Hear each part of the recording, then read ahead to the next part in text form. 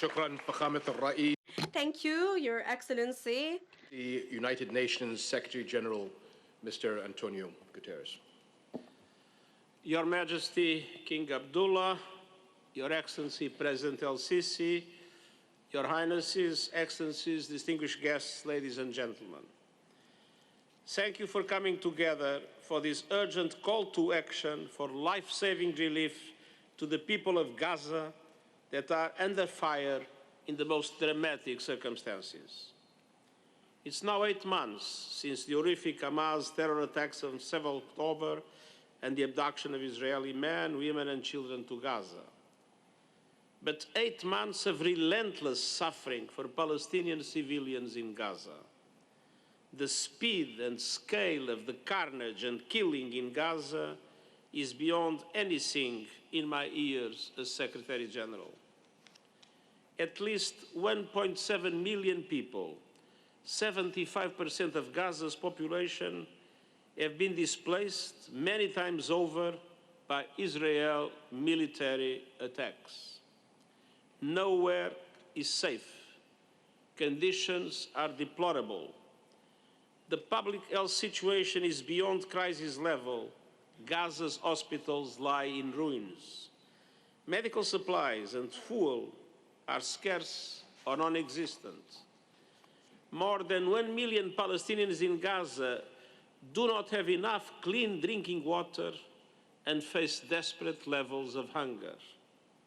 Over 50,000 children require treatment for acute malnutrition. And despite the ocean of needs, at least half of all humanitarian aid missions are denied access, impeded or cancelled due to operational or security reasons. On top of all these, since the attack on the Rafah border crossing 1 month ago, the flow of critical humanitarian assistance to the people of Gaza, which was already woefully inadequate, has plummeted by 2/3. Excellencies, in the face of this calamity, the world has tried its best to save lives. And I want to express my gratitude to Egypt and Jordan for all their efforts. Your Majesty, through you, allow me to thank the people of Jordan for the relief provided, including through aid convoys, airdrops, and field hospitals. We all appreciate immensely your personal commitment to mobilize the international community and your persistent call for a robust coordination mechanism for the unimpeded and safe flow of sufficient aid to the people of Gaza. I urge the international community to support Jordan's efforts as it undertakes its critical role assisting the people of Gaza and serving as a key regional humanitarian hub.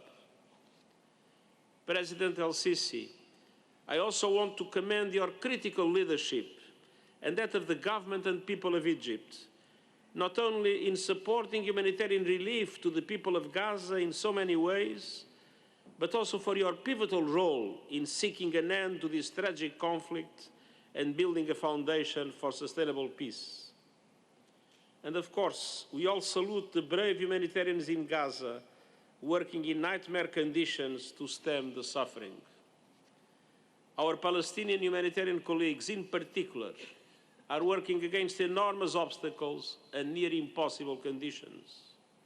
Imagine their lives and circumstances, showing up for work when their homes are destroyed and their loved ones killed, putting themselves in humanitarian convoys even when they have been fired upon.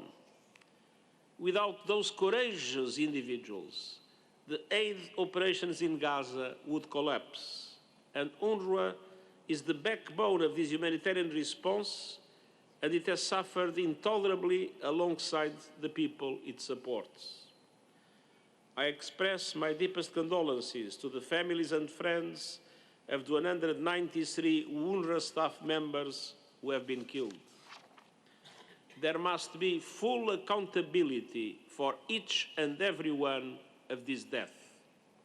Attacks on UN personnel and premises are unacceptable. Excellencies, the horror must stop.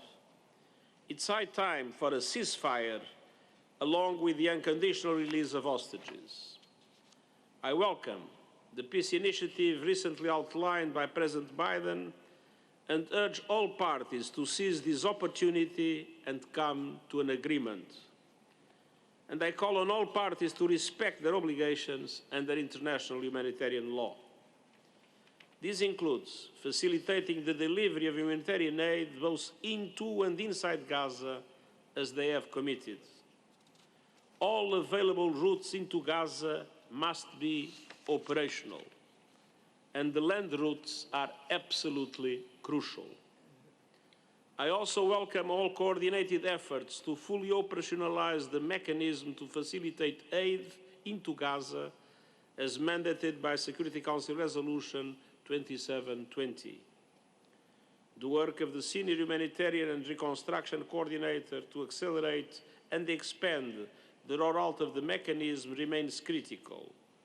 I commend governments and people across the region and the world for supporting it. The security of UNRWA and our humanitarian partners is vital to moving life-saving aid over the border and where it needs to go within Gaza. Deliverers require safe routes and effective deconfliction mechanisms to ensure their security. They require unimpeded access for security and communications equipment, commensurate with the risks of working in a war zone. They require immediate efforts to clear routes inside Gaza, which are littered with mines and unexploded ordnance. Civilians must be allowed to seek safety, and civilians and the infrastructure they rely on must never be militarized or targeted. Excellencies, I also call for the world to stand united to safeguard UNRWA in the face of outrageous and relentless attacks. UNRWA's role will remain critical, not only during the conflict, but afterwards. Over 1 million deeply traumatized children in Gaza need psychosocial support and the safety and hope that schools used to provide. Around 60% of all residential buildings and at least 80% of commercial facilities have been damaged by Israeli bombardment. Health facilities and educational institutions are in rubble.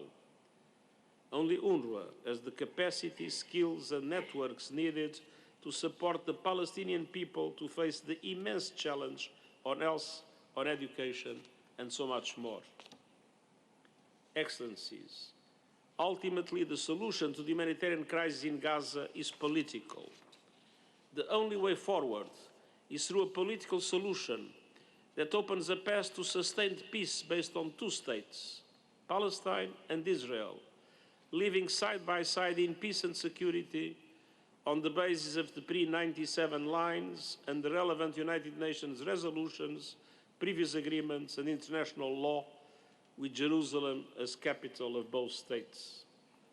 Let us keep working to make that a reality as we work to answer today's call to action for Palestinians in Gaza in such profound and immediate need, and I thank you.